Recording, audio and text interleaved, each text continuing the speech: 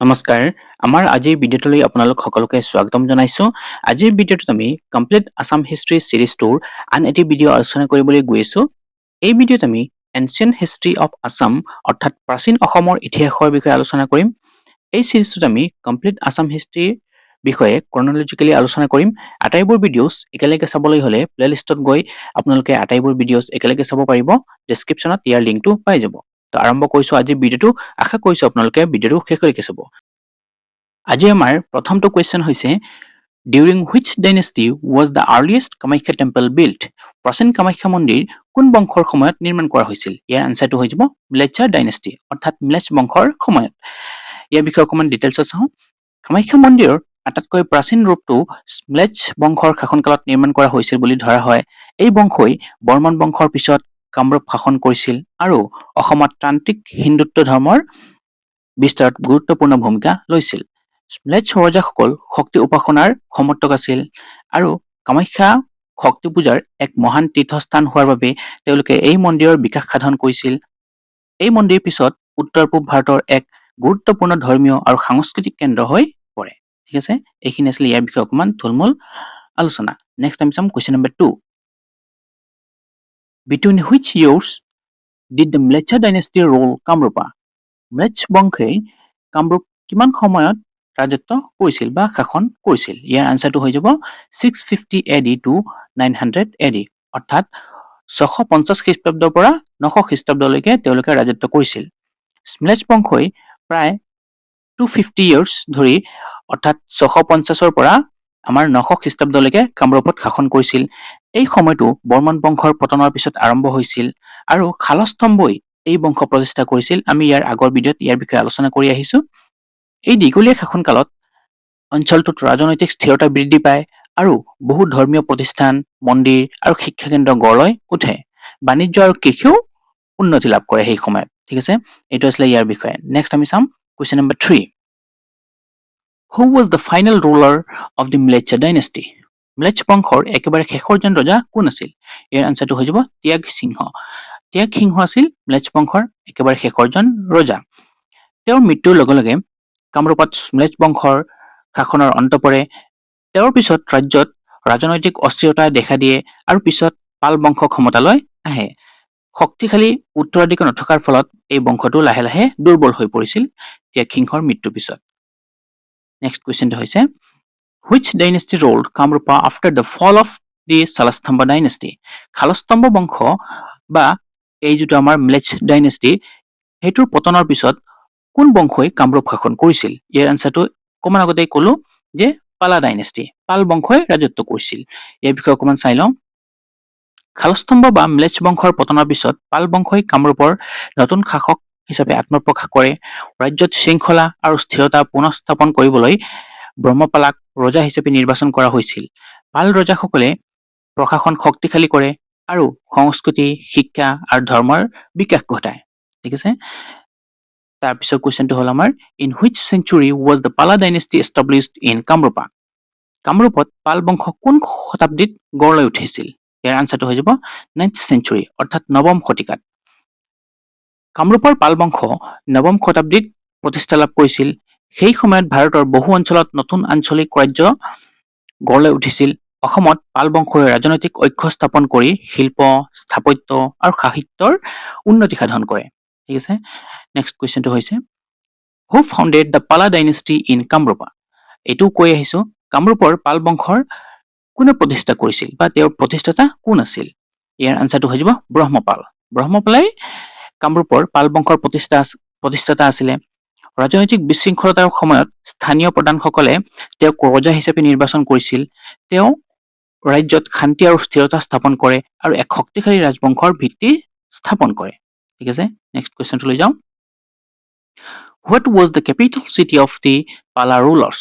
পাল বংশৰ ৰাজধানী কি আছিল ইয়াৰ আনসাৰটো হৈ যাব দুৰ্জয় অৰ্থাৎ দুৰ্জয় বা শ্ৰী দুৰ্জয় পাল ৰজাসকলৰ ৰাজধানী আছিল এই নগৰী বৰ্তমান গুৱাহাটীৰ ওচৰত অৱস্থিত আছিল ব্ৰহ্মপুত্ৰ নদীৰ কাষত অৱস্থিত হোৱাৰ বাবে ই বাণিজ্য যোগাযোগ আৰু সুৰক্ষাৰ বাবে বিশেষ সুবিধাজনক আছিল নেক্সট কুৱেশ্যনটো হৈছে the Gachtal copper plate records the genealogy of which dynasty Gachtal তাম্ৰলিপিত কোন বংশৰ বংশাৱলী উল্লেখ আছে?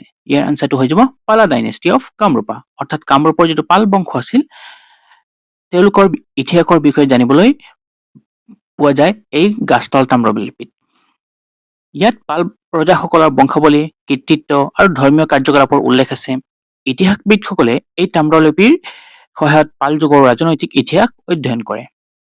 নেক্সট কুৱেশ্যনটো হৈছে Which Pala king established Sri Durjaya as his capital? কোন পাল ৰজাই শ্ৰী দুৰ্জয়ক ৰাজধানী হিচাপে স্থাপন কৰিছিল? ইয়াৰ আনসাৰটো হৈ যাব ৰত্নপাল, অৰ্থাৎ ৰত্নপালেই শ্ৰী দুৰ্জয়ক ৰাজধানী হিচাপে স্থাপন কৰিছিল। তেওঁ ৰাজধানী স্থানান্তৰ কৰি ৰাজ্যৰ প্ৰশাসন অধিক শক্তিশালী কৰিছিল। শ্ৰী দুৰ্জয় সেই সময়ত ৰাজনৈতিক আৰু সাংস্কৃতিক কেন্দ্ৰ হিচাপে গঢ় লৈ উঠিছিল। নেক্সট কুৱেশ্যনটো হৈছে Which dynasty first constructed the Hagriv Madhav Temple? হগ্ৰীৱ Madhav মন্দিৰ প্ৰথমে কোন বংশই নিৰ্মাণ কৰিছিল? ইয়াৰ আনসাৰটো হৈ যাব পালা ডাইনেষ্টি, অৰ্থাৎ পাল বংশই। হগ্ৰীৱ মাধৱ মন্দিৰৰ প্ৰথম নিৰ্মাণ পাল বংশৰ সময়ত হৈছিল বুলি বিশ্বাস কৰা হয়। এই মন্দিৰ হিন্দু আৰু বৌদ্ধ দুয়ো ধৰ্মৰ বাবে গুৰুত্বপূৰ্ণ স্থান আছিল। পাল ৰজাসকলে ধৰ্মীয় স্থাপত্যৰ বিকাশত বিশেষ ভূমিকা লৈছিল। ঠিক আছে, নেক্সট কুৱেশ্যনটোলৈ যাওঁ। Who is regarded as the greatest ruler of the Pala dynasty of Kamrupa? কামৰূপৰ পাল বংশৰ সৰ্বশ্ৰেষ্ঠ ৰজা বুলি কাক গণ্য কৰা হয়? ইয়াৰ আনসাৰটো হৈ যাব ধৰ্মপাল। ধৰ্মপালক কামৰূপৰ পাল বংশৰ সৰ্বশ্ৰেষ্ঠ ৰজা বুলি গণ্য কৰা হয়। তেওঁৰ সময়ত ৰাজ্যৰ শক্তি আৰু প্ৰভাৱ বহুগুণে বৃদ্ধি পাইছিল। তেওঁ শিক্ষা, সংস্কৃতি আৰু ধৰ্মৰ উন্নতি সাধন কৰিছিল আৰু সফল শাসক হিচাপে খ্যাতি লাভ কৰিছিল। নেক্সট কুৱেশ্যনটো হৈছে The sculpture of Madan Kamdev belong to which dynasty? Madan কামদেৱৰ ভাস্কৰ্য কোন বংশৰ শিল্পৰ নিদৰ্শন? ইয়াৰ আনসাৰটো হৈ যাব পালা ডাইনেষ্টি, অৰ্থাৎ মদন কামদেৱৰ ভাস্কৰ্যসমূহ পাল যুগৰ শিল্পকলাৰ উজ্জ্বল নিদৰ্শন। এই ভাস্কৰ্যসমূহত সূক্ষ্ম শিল্পকৌশল আৰু ধৰ্মীয় ভাৱ প্ৰকাশ পাইছে। ই পাল যুগত শিল্প আৰু স্থাপত্যৰ উন্নত অৱস্থাৰ প্ৰমাণ বহন কৰে। ঠিক আছে, নেক্সট কুৱেশ্যনটোলৈ যাওঁ। Which Gaura king invaded the Palar kingdom of Kamrupa? কোন গৌৰ ৰজাই কামৰূপৰ পাল ৰাজ্য আক্ৰমণ কৰিছিল? ইয়াৰ আনসাৰটো হৈ যাব ৰামপালা, অৰ্থাৎ গৌৰ ৰজা ৰামপালে কামৰূপ ৰাজ্য আক্ৰমণ কৰিছিল। এই আক্ৰমণে পাল বংশৰ শক্তি দুৰ্বল কৰি তোলে আৰু ৰাজ্যত অস্থিৰতা সৃষ্টি কৰে। নেক্সট কুৱেশ্যনটো হৈছে The invasion of which Gaura king ended the Pala dynasty in Kamrupa? কোন গৌৰ ৰজাৰ আক্ৰমণে কামৰূপৰ পাল বংশৰ অৱসান ঘটাইছিল? ইয়াৰ আনসাৰটো হৈ যাব একেই ৰামপালা, অৰ্থাৎ গৌৰ ৰজা ৰামপালৰ আক্ৰমণৰ ফলতেই কামৰূপৰ পাল বংশৰ অৱসান ঘটে। তেওঁৰ সামৰিক শক্তিৰ সন্মুখত পাল ৰজাসকল দুৰ্বল হৈ পৰে আৰু একেবাৰে শেষত বংশটোৰ পতন হয়। নেক্সট কুৱেশ্যনটো হৈছে Who was the last king of the Pala dynasty? এই পাল বংশৰ একেবাৰে শেষৰজন ৰজা কোন আছিল? ইয়াৰ আনসাৰটো হৈ যাব জয়পাল, অৰ্থাৎ জয়পাল আমাৰ কামৰূপৰ পাল বংশৰ একেবাৰে শেষৰজন ৰজা আছিল। তেওঁৰ সময়ত পাল বংশৰ শক্তি বহু পৰিমাণে হ্ৰাস পাইছিল। বিভিন্ন বাহ্যিক আক্ৰমণ আৰু আভ্যন্তৰীণ সমস্যাৰ ফলত এই বংশটোৰ পতন ঘটে। ঠিক আছে, নেক্সট কুৱেশ্যনটো হৈছে Which community mainly controlled trade and commerce in ancient Assam? প্ৰাচীন অসমত বাণিজ্য মূলতঃ কোন সম্প্ৰদায়ে নিয়ন্ত্ৰণ কৰিছিল? ইয়াৰ আনসাৰটো হৈ যাব কলিতাছ। প্ৰাচীন অসমত কলিতা সম্প্ৰদায়ে মূলতঃ বাণিজ্য আৰু ব্যৱসায় নিয়ন্ত্ৰণ কৰিছিল। তেওঁলোক সমাজত এক গুৰুত্বপূৰ্ণ স্থান অধিকাৰ কৰিছিল আৰু অৰ্থনৈতিক ক্ষেত্ৰত বিশেষ ভূমিকা পালন কৰিছিল। নেক্সট কুৱেশ্যনটো হৈছে Which animal played an important role in ancient Assamese warfare? প্ৰাচীন অসমৰ যুদ্ধত কোন জন্তুৰ বিশেষ ভূমিকা আছিল? ইয়াৰ আনসাৰটো হৈ যাব এলিফেণ্ট, অৰ্থাৎ হাতী। প্ৰাচীন অসমৰ যুদ্ধত হাতীৰ বিশেষ ভূমিকা আছিল। যুদ্ধ ক্ষেত্ৰত হাতী ব্যৱহাৰ কৰি সৈন্যবাহিনীৰ শক্তি বৃদ্ধি কৰা হৈছিল। হাতীয়ে শত্ৰুপক্ষক ভয় দেখুৱাবলৈ সহায় কৰিছিল। নেক্সট কুৱেশ্যনটো হৈছে Which crop was the primary food grain of ancient Assam? প্ৰাচীন অসমৰ মুখ্য খাদ্য শস্য কি আছিল? ইয়াৰ আনসাৰটো হৈ যাব ৰাইচ, অৰ্থাৎ ধান। ধান প্ৰাচীন অসমৰ মুখ্য খাদ্য শস্য আছিল। অসমৰ উৰ্বৰ ভূমি আৰু উপযুক্ত জলবায়ুৰ বাবে ধান খেতি ব্যাপকভাৱে হৈছিল। ই মানুহৰ দৈনন্দিন খাদ্যৰ মূল অংশ হৈ আছিল। নেক্সট কুৱেশ্যনটো হৈছে Around which period was Urvashi Island formed in the Brahmaputra? ব্ৰহ্মপুত্ৰৰ উৰ্বশী দ্বীপ কোন সময়ত গঢ় লৈ উঠিছিল বুলি ধৰা হয়? ইয়াৰ আনচাৰটো হৈ যাব 9th to 10th century, অৰ্থাৎ নৱমৰ পৰা দশম শতিকাৰ ভিতৰত এইটো নিৰ্মাণ হৈছিল। ব্ৰহ্মপুত্ৰ নদীৰ উৰ্বশী দ্বীপ এই সময়ত গঢ় লৈ উঠিছিল বুলি ধৰা হয়। নদীৰ প্ৰাকৃতিক পৰিৱৰ্তন আৰু পলি মাটিৰ সঞ্চয়ৰ ফলত এই দ্বীপ সৃষ্টি হৈছিল বুলি ধৰা হয়। নেক্সট কুৱেশ্যনটো হৈছে what was the ancient name of Cachar? কাছাৰৰ প্ৰাচীন নাম কি আছিল? ইয়াৰ আনচাৰটো হৈ যাব হিড়িম্বা, অৰ্থাৎ কাছাৰৰ প্ৰাচীন নাম আছিল হিড়িম্বা। মহাভাৰত আৰু প্ৰাচীন কাহিনীত এই অঞ্চলৰ উল্লেখ পোৱা যায়। এই নামৰ সৈতে পৌৰাণিক ইতিহাস জড়িত হৈ আছে। নেক্সট কুৱেশ্যনটো হৈছে Which ancient city was the biggest and busiest center in the northeast India? উত্তৰ পূব ভাৰতৰ আটাইতকৈ ডাঙৰ আৰু ব্যস্ত প্ৰাচীন নগৰ কোনটো আছিল? ইয়াৰ আনচাৰটো হৈ যাব প্ৰাগজ্যোতিষপুৰ, অৰ্থাৎ প্ৰাগজ্যোতিষপুৰ উত্তৰ পূব ভাৰতৰ আটাইতকৈ ডাঙৰ আৰু ব্যস্ত প্ৰাচীন নগৰ আছিল। ই কামৰূপ ৰাজ্যৰ ৰাজধানী আছিল আৰু ৰাজনীতি, বাণিজ্য আৰু সংস্কৃতিৰ কেন্দ্ৰ হিচাপে বিকশিত হৈছিল। নেক্সট কুৱেশ্যনটো হৈছে Which king welcomed Huinsang during his visit to Kamrupa in 640 CE? 640 খ্ৰীষ্টাব্দত হিউৱেনচাঙক কোন ৰজাই আদৰণি জনাইছিল? ইয়াৰ বিষয়ে আমি আগৰ ভিডিঅ'ত আলোচনা কৰি আহিছো ইন ডিটেইলছ। ইয়াৰ আনচাৰটো হৈ যাব কুমাৰ ভাস্কৰ বৰ্মন, অৰ্থাৎ 640 খ্ৰীষ্টাব্দত চীনা পৰ্যটক হিউৱেনচাঙক কুমাৰ ভাস্কৰ বৰ্মনে আদৰণি জনাইছিল। তেওঁ এজন জ্ঞানী আৰু শক্তিশালী শাসক আছিল।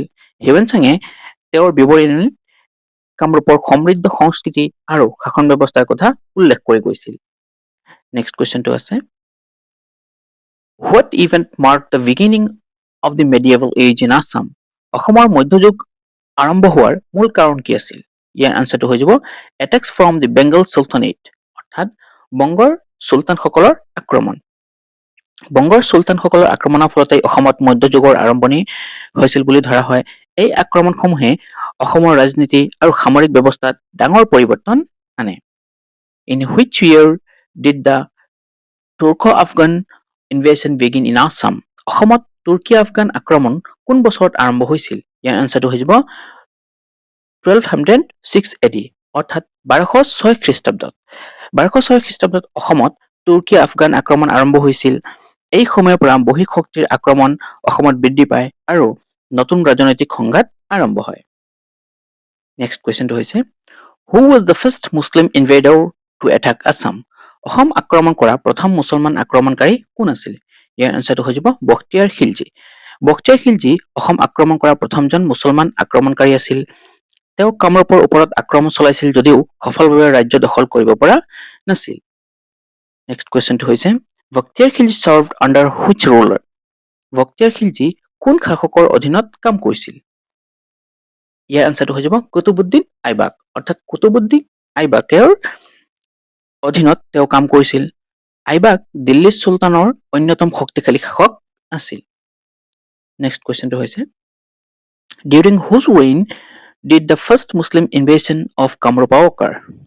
কামৰূপত প্ৰথম মুছলমান আক্ৰমণ কোন ৰজাৰ সময়ত হৈছিল? অৰ্থাৎ তেতিয়া কোন ৰজা হৈ আছিলে আমাৰ কামৰূপত? ইয়াৰ আনচাৰটো হৈ যাব পৃথু, অৰ্থাৎ কামৰূপত প্ৰথম মুছলমান আক্ৰমণ পৃথুৰ শাসনকালত হৈছিল আৰু পৃথুৱে বিদেশী আক্ৰমণৰ বিৰুদ্ধে সাহসেৰে প্ৰতিৰোধ গঢ়ি তুলিছিল। নেক্সট কুৱেশ্যনটো হৈছে Who ruled Kamrupa during Mahmud Shah's invasion? Mahmood শ্বাহৰ আক্ৰমণৰ সময়ত কামৰূপৰ শাসক কোন হৈ আছিলে? ইয়াৰ আনচাৰটো একেই হৈ যাব পৃথু, অৰ্থাৎ মাহমুদ শ্বাহৰ আক্ৰমণৰ সময়ত পৃথুৱেই কামৰূপৰ শাসন কৰি আছিলে। তেওঁ ৰাজ্যৰ স্বাধীনতা ৰক্ষা কৰিবলৈ শত্ৰুপক্ষৰ বিৰুদ্ধে যুঁজ দিছিলে। নেক্সট কুৱেশ্যনটো হৈছে Who led the first Islamic invasion into Assam? অসমৰ প্ৰথম ইছলামিক আক্ৰমণক কোনে নেতৃত্ব দিছিল?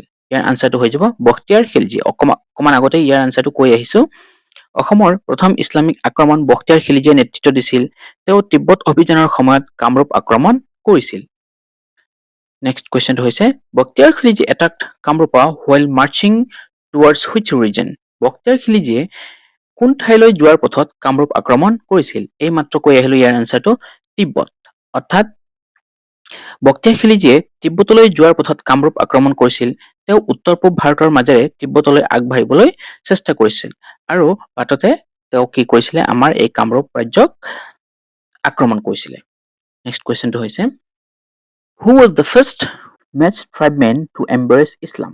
মেচ জনজাতিৰ মাজত প্ৰথমে ইছলাম গ্ৰহণ কৰা ব্যক্তি কোন আছিল? ইয়াৰ আনচাৰটো হৈ যাব আলী মেচ। অৰ্থাৎ আলী মেচ জনজাতিৰ মাজত প্ৰথমে ইছলাম ধৰ্ম গ্ৰহণ কৰা ব্যক্তি আছিল। তেওঁ বখতিয়াৰ খিলজীৰ সহায়ক হিচাপেও পৰিচিত আছিল।